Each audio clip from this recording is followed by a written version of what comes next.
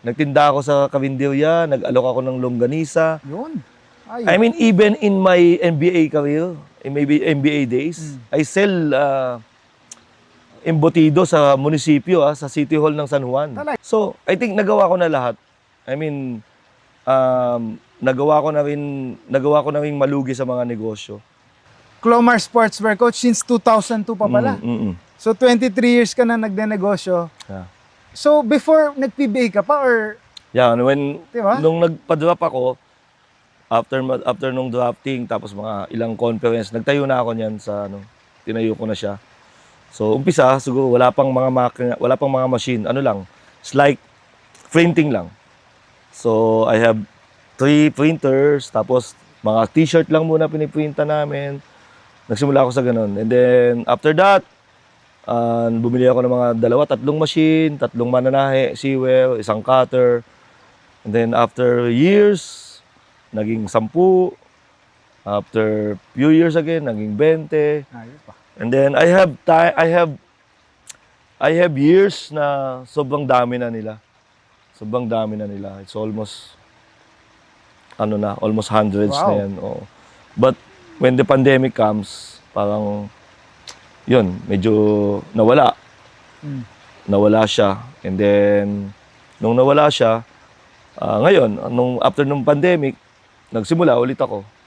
So, at least ngayon, nakakaahon-ahon na. Maganda na rin.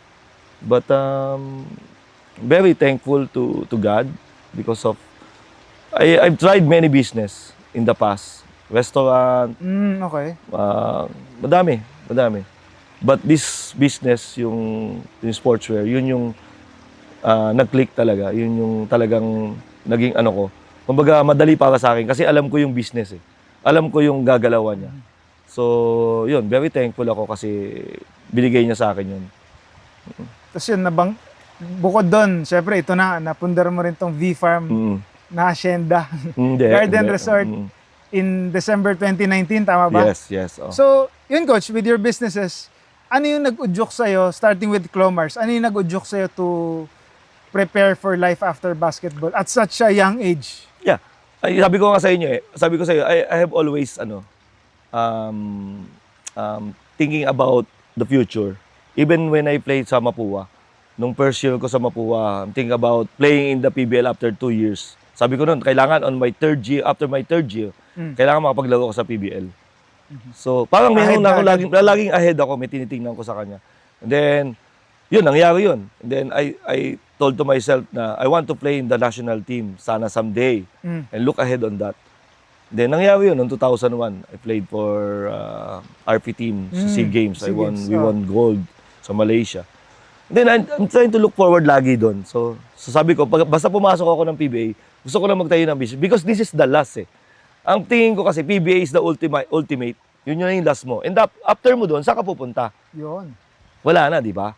So sabi ko, dapat pag pumasok ako dito, dapat makapag-start na rin ako ng business ko. Para kung sakali, kung ano man mangyari sa akin, tumagal o hindi, meron akong fallback. Doon ko ginawa yon. And then, nung nagbi-business ako, yun naman yung goal ko ulit. Sana, ganito dapat. After 2 years, ganito na ako kalaki. After 4 years, ganito na ako kalaki. After 10 years, dapat ito na ako. So, yun. Because of that, so siguro, because of that, yun yung goal ko noon. Goal setting. Oo, goal setting. So, talagang, and then, sa tulong naman ng Panginoon, yun, nakapagpundar tayo pa unti-unti ng ganito. Then sabi ko noon, nung nag-pandemic na, yung lahat nung na-invest ko, naisip ko to, sabi ko, actually hindi pa pandemic noon Hindi pa pandemic noon, naisip ko. Nagpunta kasi ako ng Cebu, tapos pinuntahan ko yung isang kumpare ko, kamag-anak namin. And then nakita ko yung resort niya, ang ganda. Sabi ko, gusto ko to. So yun, ito ulit yung nagka-idea na ako, na ginawa ko. So, and then, yan, because of Clomars, yun, nagkaroon ako ng ganito din. And then si Clomars naman, after pandemic, yan, bumabangon na siya, nakaka-recover na siya. And right now, we're still standing. Although madami na kaming competitor, sobrang dami. I think, hindi lang madami, sobrang dami. But we're still here after 23 years. I think before we were only the 3 or 4, LGR, Gameville, ako. Then after that, halos kaming tatlo lang yung nagpapalitan sa school at saka sa PBA. And then dami na. Sobrang dami na. So, but we're still standing. Nag-usap ka kami kanila Johnny tsaka nila Ryan eh. So, I think yun lang, kamustahan lang minsan. Okay. But we're still here. Ano pa naman, may mga customer pa naman kaming loyal customer pa naman sa amin. And then now, itong bee farm, we're trying to market pa rin because competitor dito sa Bulacan, sobrang dami din. Talaga? Okay. Sobrang dami din dito ng resort eh. So, we just want to, it is a family also na yung namin, kumbaga pag weekends dito kami, then of course at least naka-invest kahit paano kung mayroong customers o mayroong guests, added sa amin yun, added kumbaga budget para sa amin.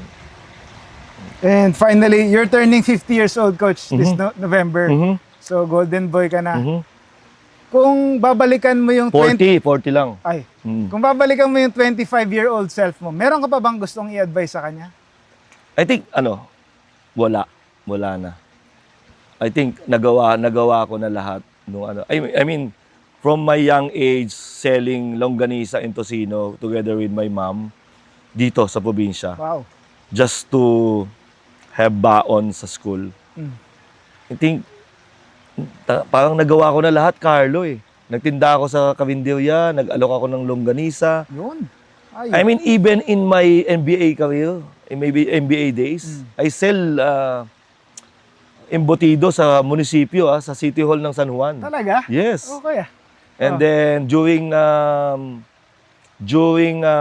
New Year or December, I sell paputok, fireworks until now.